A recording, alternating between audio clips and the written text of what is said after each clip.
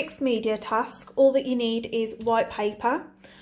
Because we're doing mixed media, you can use a variety of different materials. So for example, I've got some old wallpaper. I've even used some packaging from a biscuit box I had. I've got some sugar paper, a bit of parcel paper. I've even got sweet wrappers that you can use. I've even got a receipt. So you can pretty much use any sort of paper or material as part of your mixed media background.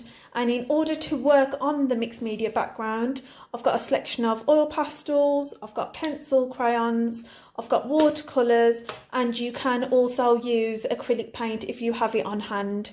To stick down all the paper on there, I will be using a Pritt stick in order to make the mixed media background. To begin with, start off with your paper and get the other bits of paper that you intend to stick on, even if that's wrappers or packaging, whatever that you've got on hand, and stick that down using a Pritt stick like I am doing in this video. Feel free to tear your paper, cut your paper, it is entirely up to you how you do it. It's just about being experimental, so there is no wrong way of doing it or any right way. Just go with the flow and see what you can do basically.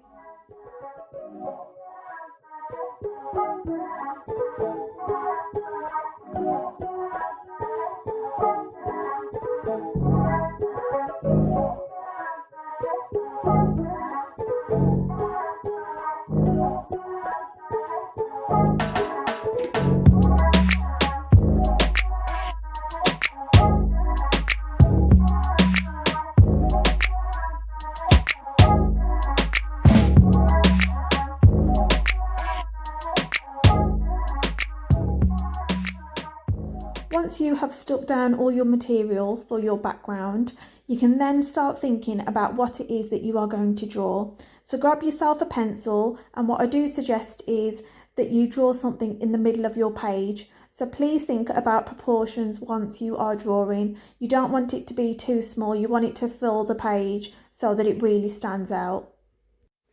As you can see, I decided to draw a portrait of a girl. It's entirely up to you what you want to do. You may want to do an animal, you may want to do scenery, you may want to do an object. It's entirely up to you what you intend to do.